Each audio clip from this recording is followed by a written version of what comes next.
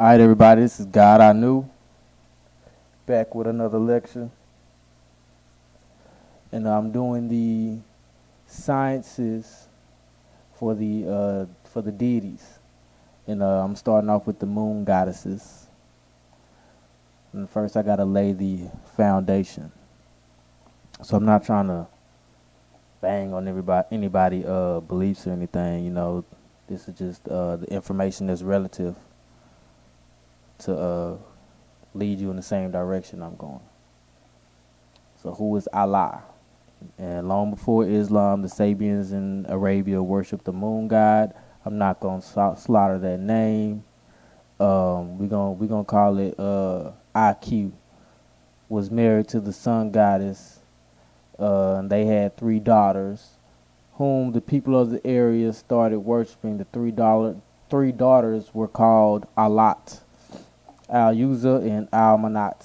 These 3 deities were merged and they formed a triple goddess triad, like many other moon goddesses. We will examine each of these ancient Arabian deities which formed the triple goddess Alat, and we will see how much coincidences we can find with the religion of Islam.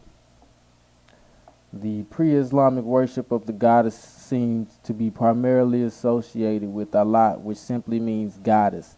She is a triple goddess similar to the Greek lunar deity Kor, Demeter, and Hecate. Each aspect of this trinity corresponds to a phase of the moon.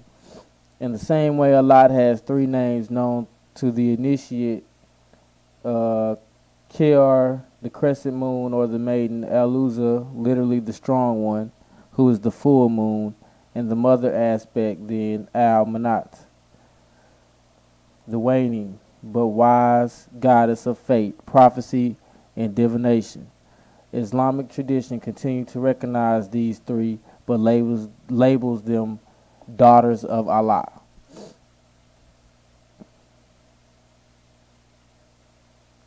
Now here's the ancient temple dedicated to Al-Uza. She was the goddess of beauty and war, and her sacred color was green, still the color of Islam.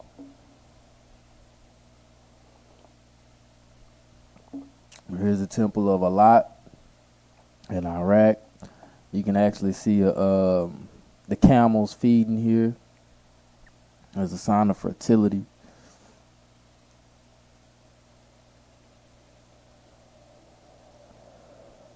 The origin of Alat, the triple goddess, is Semiramis. Notice the crescent moon on her later form Ishtar. You got Aphrodite and Eros at the end of the 4th century BC. And they are really Semiramis and Tammuz. You know what I'm saying? They sitting in the same position of Horus and Aset. Okay. Asar and Aset also function through the moon. Now, we all know Ishtar is another form of Isis. The moon is called Ya in the language of Kemet. Asar is connected with the new moon, which is black.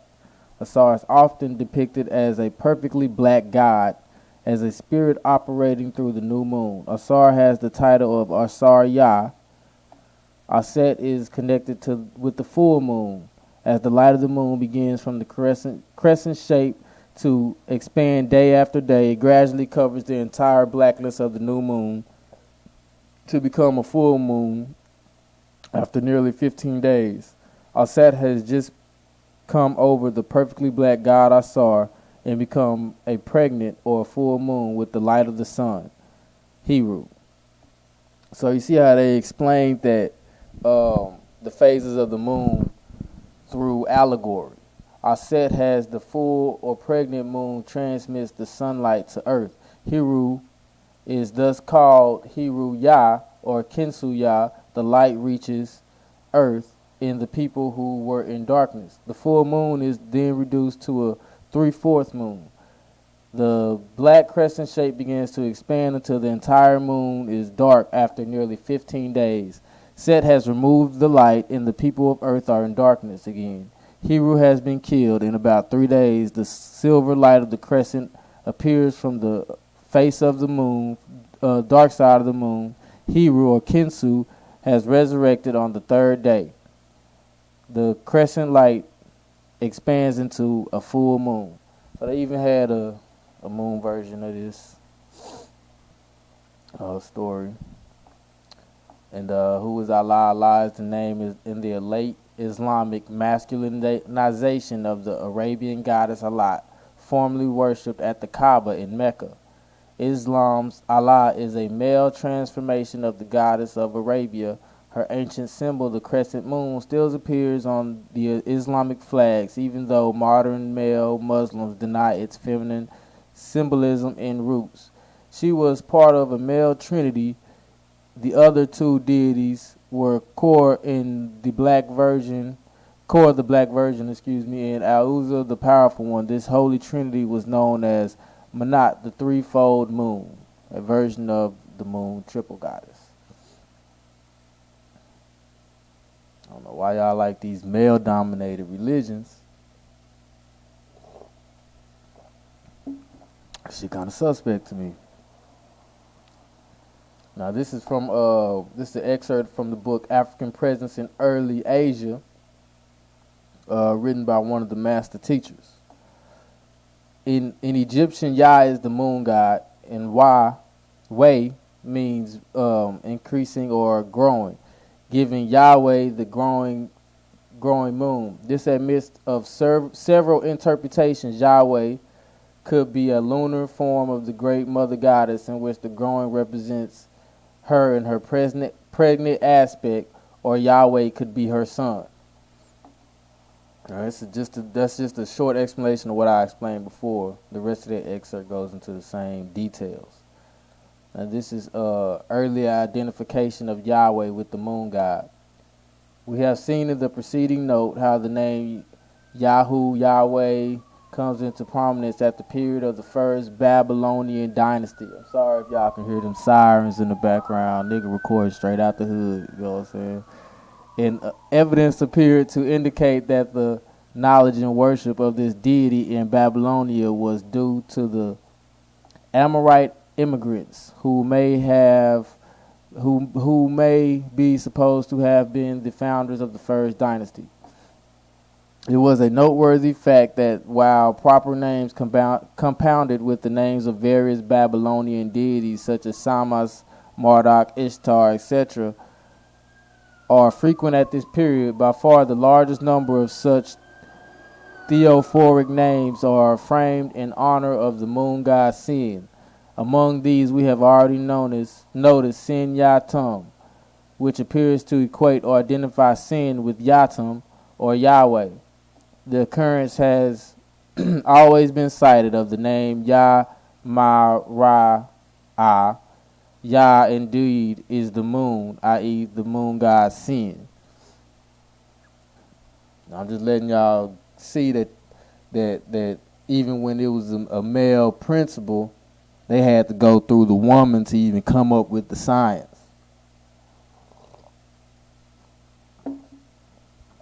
By analyzing the etymological roots of the Hebrew language, we then discover the very word Yah, the personal name of the Semitic deity Jehovah by modern definitive, is closely associated with the crescent moon and was later joined in form with Way. Yah, of course, being the first half of the term Yahweh. Here are some examples of Yah used in compound form and associated with the moon. You got Jericho as Jericho, city of the moon. And you got Yarich, however you pronounce it in Hebrew, and that's crescent moon.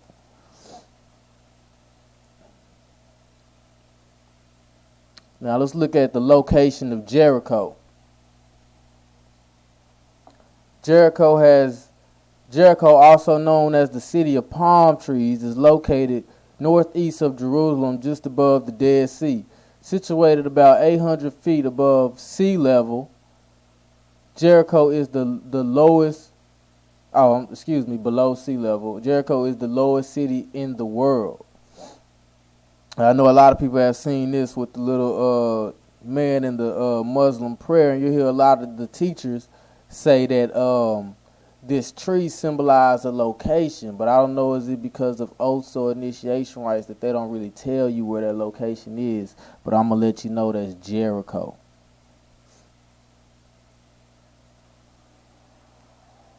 Now here you got the Islamic moon symbol right here in Jericho, the city of the moon.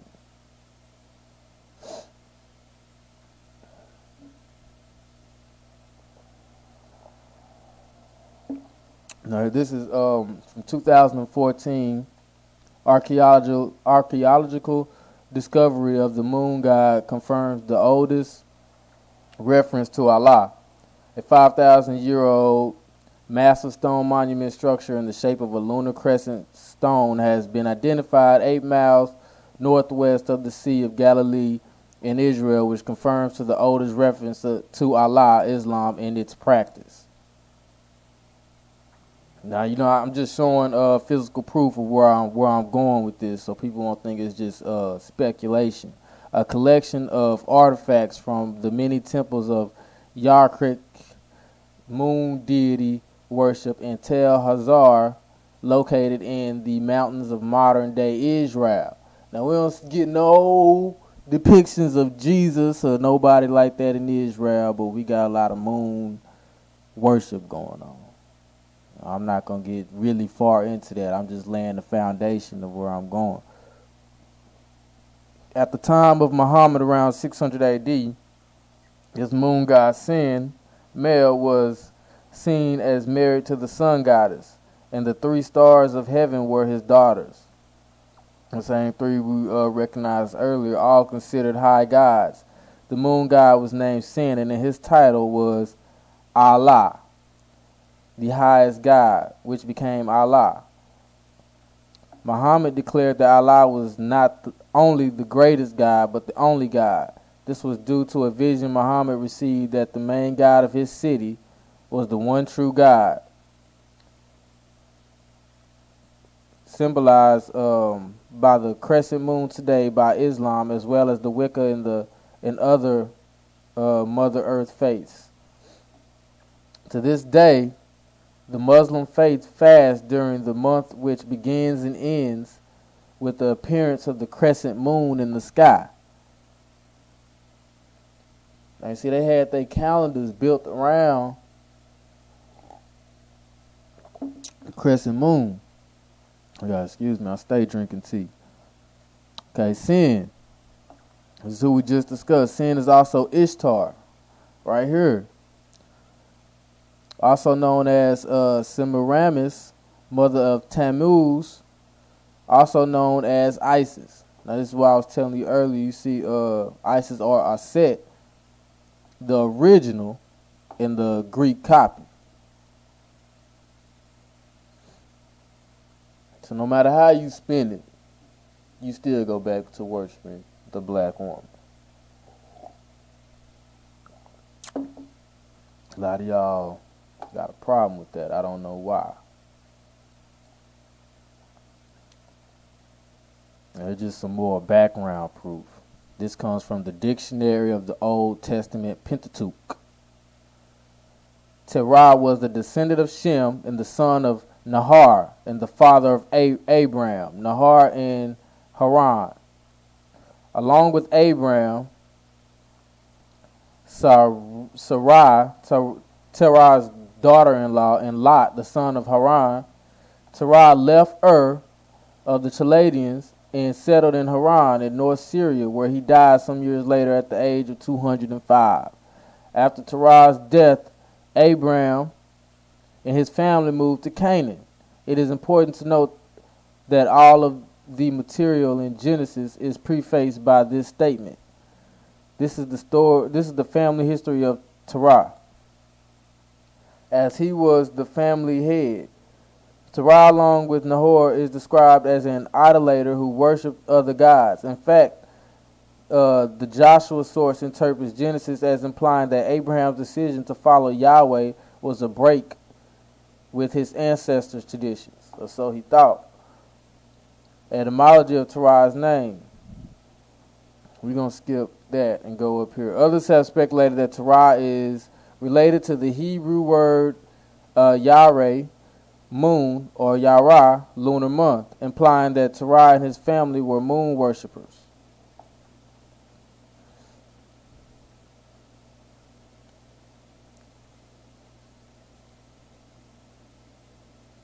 And we're going to go here just to, I try to keep the information and references as simple as possible, because there's no point in making it complicated to where people can't understand what you're talking about.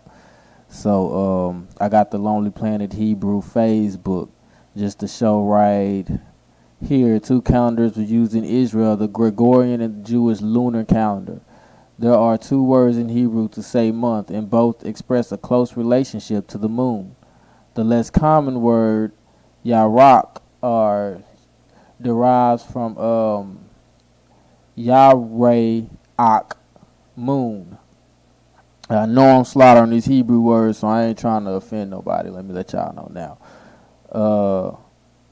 And while this other word, Kodesh or Kadash, referring to new moon.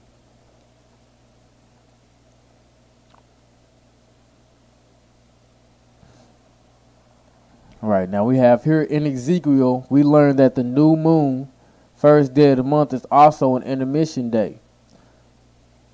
So this is something that needs to be discussed among the Hebrew Israelite community. I'm not going to get really deep into it, deeper than I'm already going. But, yeah, I need y'all to decide when the Sabbath is actually supposed to happen. Thus says the Lord God, the gateway of the inner court that faces toward the east shall be shut the 6 working days, but on the Sabbath it shall be open, and on the day of the new moon, not or, and, showing you that it's the same thing. It shall be open. The prince shall enter by way of the vestibule of the gateway from the outside and stand by the gatepost. The priest shall prepare his burnt offering with his peace offerings. He shall worship at the threshold of the gate. Then he shall go out, but the gate shall not be shut until evening. Likewise, the people of the land shall worship at the entrance to this gateway before the Lord on the Sabbaths and the new moons.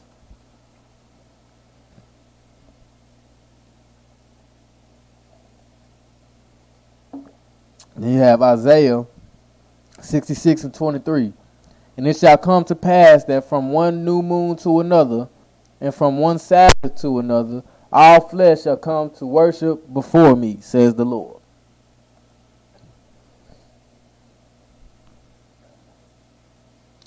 Now we're going to go back to the priest as Allah. So all I want to show was some background information on that. It was celebrated by 7 naked priestesses who gravitated 7 times around the stone, once for each planet: Sun, Moon, March, Mercury, Venus, Jupiter, Saturn. To date, the men guarding the Kaaba are still known as son of the old woman, son of Sabah, in Arabic, Beni Sheba. The goddess Alat had a nickname and another title. Sabah, pronounced Sheba, meaning midwife or the wisdom of the old. Before Islam, the guardians of the shrine were called the shrine were priestesses called Bathsheba, girls of the old wise woman. Bathsheba, daughter of Sheba, means priestess of the house of Sheba. Muslims kept the cubic shrine and walk around again as we did it at the time when the goddess was worshipped. So that's all lot worship. They done just perverted it into some manly man on man worship shit. Okay, the Ramadan, the pregnancy of Allah. Now you gotta think about the how I just related this to Asar and Aset in her pregnancy involving the lunar cycles. The Muslim calendar, or Hijri, is a lunar calendar based on a year of 12 lunar months of 29 to 30 days, each to be precise 29.53059 solar days. The Hijri or however you pronounce it, year is shorter than the Gregorian calendar year by about 11 days. Pagans often made the connection between lunar cycles and female menstrual cycles of similar duration. Also spelled Ramadan or Ramazan is the 9th month of the Muslim calendar. During this month, adult Muslims do not eat, do not drink, and do not maintain sexual relations until the moon is not visible. The beginning is based on the observation of the first visible crescent after the new moon. Is it possible that the 9th month of the Ramadan corresponds to the 9th month of pregnancy, the mother goddess Allah? The end of the Ramadan feast then celebrate the birth of the goddess. While fasting, it would then be possible to eat and copulate in the presence of the moon, that is to say, Allah.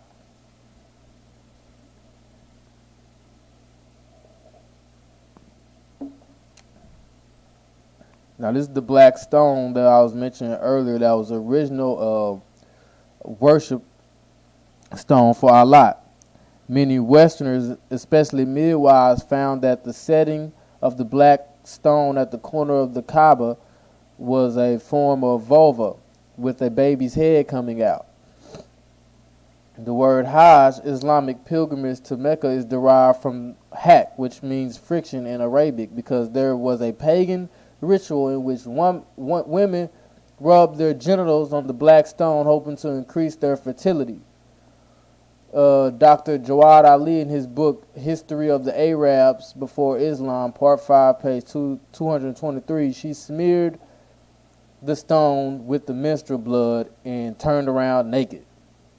So everybody that went out there kissing that stone, you know what I'm saying, hope you ain't take nothing home with you. Alright, so here we got, this is in the Israeli museum. New moon takes the bull by the horns. You know what I'm saying? And some people might already know where I'm finna go with that. Hathor, the bull deity of Egypt. Hathor, woman of love and of pleasure, lady of heaven and mistress of the underworld. She occupied a very important position in the pantheon of ancient Egypt, dating as she did from archaic or even pre-dynastic times, when we find a multitude of mythological ideas fused in the Hathor conception. She is a moon goddess, a sky goddess, and a goddess of the east. Come on, man. I know y'all seen how all this shit tying in. A goddess of the west, a cosmic deity, an agricultural goddess, I need y'all to remember that, and a goddess of moisture. Even on occasion, a solar deity. Though her original status is thus in a measure obscured, it is supposed that she is primarily a moon goddess for reasons that follow hereafter. The original form under Hathor was worshipped as of that of a cow. Later, she was represented as a woman with the head of a cow. And finally, with a human head, the face the face broad, kindly, placid, and decidedly bovine. Sometimes retaining the ears or horns of the animals she represents. She is also shown with a headdress resembling a pair of horns with the moon disk between them.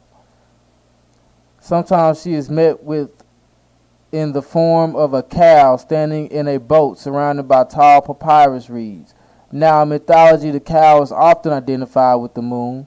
Why, it is hard to say. Perhaps it may not be too far-fetched to suppose that the horned appearance of the moon at certain seasons has suggested its association with the cow.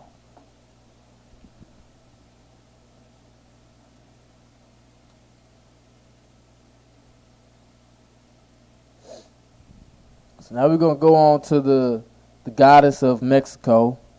I would say she was an Aztec goddess, Metzili. You know what I'm saying? Or if you can pronounce this, feel free. She was the Mexican goddess of the moon. She had in reality two phases, one of a beneficent protectress of harvest, They probably had a lunar calendar that they used to track the harvest, and a promoter of growth in general. She was a promoter of growth in general, and the other that of a bringer of dampness, cold, and miasmic airs, ghost, mystery shapes of the dim light, half-light of night, and its oppressive silence. To a people in the agricultural stage of civilization, the moon appears as the great recorder of harvest.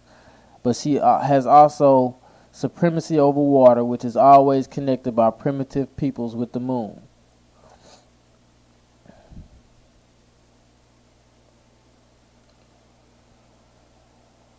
Now you can see how they incorporated the deities into the sciences of the society.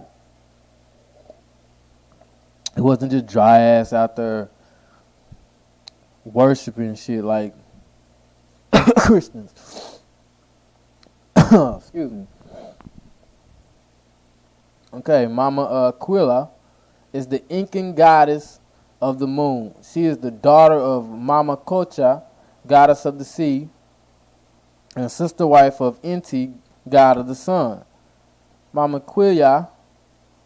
Aquila was worshipped in particular by women because she ruled over menstrual cycles in marriage. While she was imagined in a human form, she was often represented by a disc made of either gold or silver. Silver was considered to be Mama Killia's tears falling to earth. Their love for Mama Killia made the Inca very afraid of lunar eclipses. They believed that the shadow on the moon was an animal attacking her, and they would throw weapons and yell at the animal to make it go away. And her name actually means Mother Moon. So with that being said, we're going to go all the way back to Africa. You already know how many similarities the civilizations in Peru and Africa have in common. So I'm going to show you where they got this science from and why she is a moon deity. Near what is known as the border cave of Libombo Mountains between South Africa and Swaziland in the 1970s, during excavations of border cave, a small piece of a fibula of a baboon, the Libombo bone, was found marked with 29 clearly defined notches. And at 37,000 years old, it ranks as the oldest mathematical objects known. The bone is dated approximately 35,000 BC and resembles the calendar stick still used by Bushman clans in Namibia.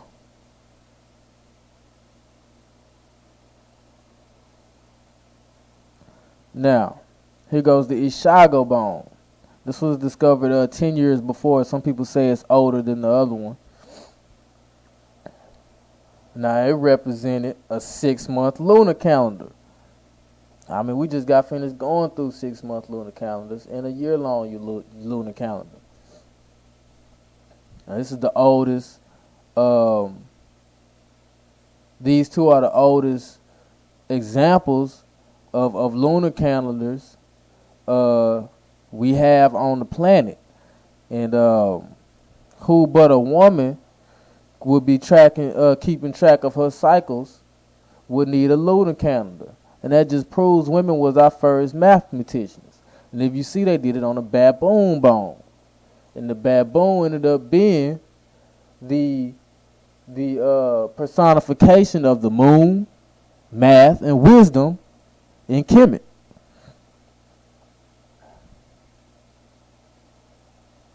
So now we can go on to this to Mawu. A god is represented by the Fan people of West Africa. A supreme moon goddess who had created a landscape of mountains, valleys, and rivers by riding on the back of a sacred serpent. Now, I need you to remember that. She formed people and animals from mud and lit a great fire from the sky to bring light to the world. So in a allegory, they understand that people and animals was made from the materials on earth, and the sun brought life to us. She began to worry about taxing the earth's fragile foundation with the growing burden of new life. Therefore, she instructed the serpent deity Adowidu to slither under the earth's surface and hold it up so that it would never collapse under the weight. Satisfied with her labors, Mawu embraced the heavens, where she ruled the evening skies as a lunar deity. She shared the heavens with her twin Lisa, the sun god. As children of the goddess Nanu Baluku, each twin had a different but important role to play in the cosmic order. As the moon goddess, Mawu guided people to rest and relaxation and refreshed the world with nocturnal coolness. That's just like the other moon goddess I mentioned, how she brought on a coolness and relaxation and a moisture at night. Her sun god twin Lisa brought warmth and light during the daylight hours, allowing plants to thrive and live. Even though Mawu is regarded as a wise mother goddess who set life into motion, she is also associated with death. Mawu commanded respect from her mortals, and she demanded that they honor Sekpoli, which is the essence of one's life, is the soul force that connects all to the supreme goddess herself. When an insolent mortal named Ar challenged Mawu's power by attempting to create life from mud, he failed to provide the lifeless form with Sekpoli.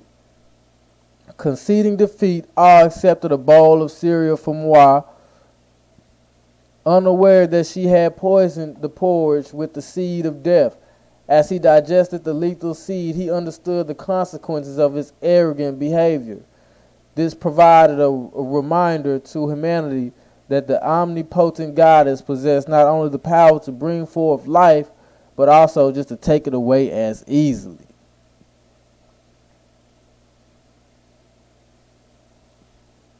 And here we have an example of a triple moon goddess in the Maya. We're gonna call her Zachel. I know that's probably not the right pronunciation either, but I mean the context is understood. Now, left to right, Chakchel, the old moon goddess, called the midwife of creation, Zachel in her main form as mother goddess and weaver who set the universe in motion, and the young moon goddess shown with her totem animal, the rabbit. Zachel is the water moon goddess, the consort of the chief god of the Maya pantheon, Votan. Her name means Lady Rainbow, and she is said to have founded the city of Palanque at the command of the gods. She is a weaver goddess whose whirling drop spindle is said to be at the center of the motion of the universe. She has many aspects and titles such as Za Canleon, the spider's web catching the morning dew, and Za Chabal Yaks. Her Nahua Mexican Aztec counterpart is said to be, can't pronounce that, I'm not even going to try, but I might have something on that.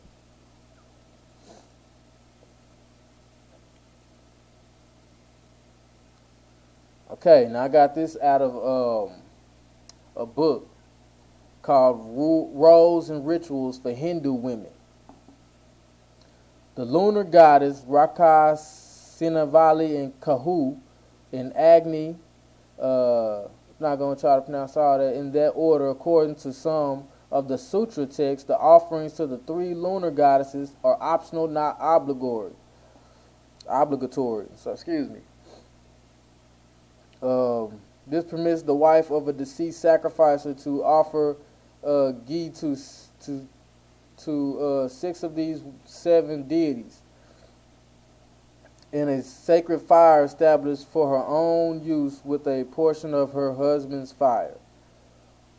In view of this, it might be suggested that the offerings were originally an independent sacrifice, or at least that they were derived from an independent prototype that women performed for themselves.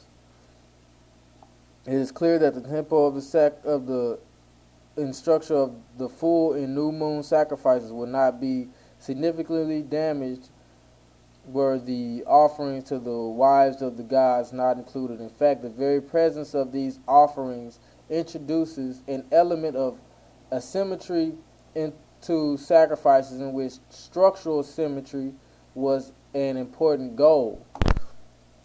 So through here they was trying to even add symmetry to the worship that was going on by involving the wives, even though it wasn't an obligation. So here we have, this is what I was mentioning earlier, the triple goddess, which is a universal concept. And the further I get into this series, y'all will see why. While some cultures view feminine deities as fourfold, the majority see their moon goddesses as a triplicity, three beings in one, maiden, mother, and crone. She is symbolized by the three faces of the moon, which is basically the three major phases of the moon.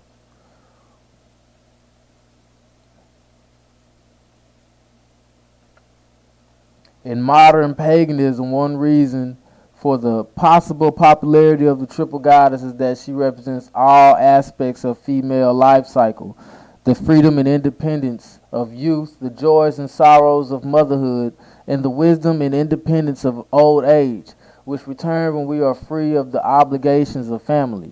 Modern society has tended to venerate the young and the beautiful and to neglect and devalue other aspects of womanhood. The triple goddess is often depicted as both sexual and a mother, though these two aspects have been divorced in the nearest Western equivalent to the goddess, that of the Virgin Mary of the Catholic Church. This leads to a denigration of the life of the body, which can be damaging for both women and men, which is probably why so much misogyny that exists in our communities. The original meaning of the word virgin, however, is not necessarily a non-sexual sense, but in the sense of not owned. It is this original meaning that is meant when referring to the virgin goddess. The mother aspect of the triple goddess is represented by the full moon or earth. Often this aspect of the goddess is seen as Gaia, the earth herself, and is thought of as the great mother, the divine feminine, which gives birth to us. Now you've seen these features already going through the few moon goddesses that we have so far. And she nourishes and sustains us, in which we finally find our rest and birth. This aspect of the goddess, although suppressed by the Christian church, persisted throughout the medieval period among scholars and others who were still orientated to the ways of ancient paganism. In modern paganism, the triple goddess is more often considered to be a personification of the moon, whereby the triplicity corresponds with the 3 or 4 moon phases. The youthful virgin or maiden goddess represents the waxing phase. The mother goddess is the full moon, and the crone or old lady or hag, I don't like that word, represents the waning phase of the moon. In this instance, these goddesses are related under one aspect of the great goddess. For example, we're going to use these Peckerwood Greek goddesses. Artemis is often perceived as the virginal huntress who is associated with the waxing moon who rules earth. Selene is the mother aspect of the triplicity, is Hecate, the crone, who is associated with the waning and dark moon and rules the underworld. It is interesting to note that when these 3 Greek goddesses are used in this manner, the triple goddess is not only perceived as a lunar goddess, but also the ruler of the 3 worlds, the heavens, earth, and the underworld.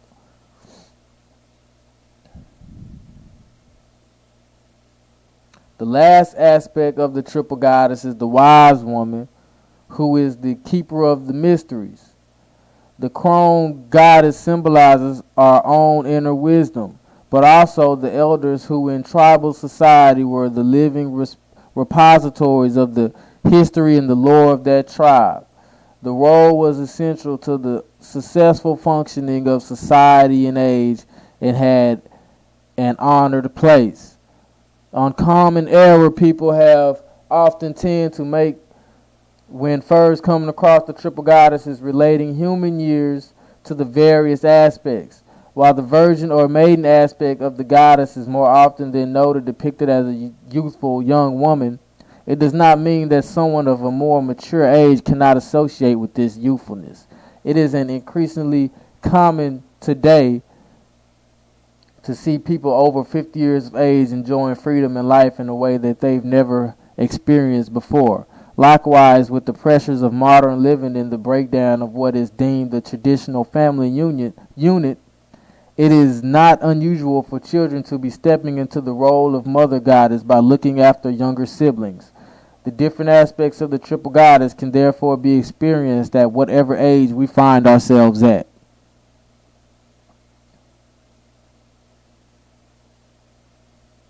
Now this is the goddess Coyolcu, the Aztec moon goddess, who means golden bells, shines down upon the people of earth with her facial bells glimmering in the light. She is an earth and war goddess who resided on Mount Coatepec with her 400 siblings. She was the only daughter to the famous goddess Coatepec, the serpent skirt, which is she relates to the story before, and I'm gonna get into that further down into the series. Now for our last one for today, Gleti, who was a West African moon goddess to the Fawn people. Gleti is the mother of the stars and planets and is married to the sun god. She rules light and love, and it is said that the eclipses are a result of Gleti mating with her husband. So they each one of these stories had an example of a natural phenomenon happening in the skies above them. So it's not like they were worshiping these people in the aspect of fiction. You know, they were finding ways that were easy to transcend the science from generation to generation. And what other better way to do that than by in the form of a story? And I started doing this because people were taking the stories literal. So the further I get into this series, the more y'all gonna see that these stories were based around society sciences that they used on an everyday basis. And I want to thank y'all for watching part 1 of the Element of the Gods.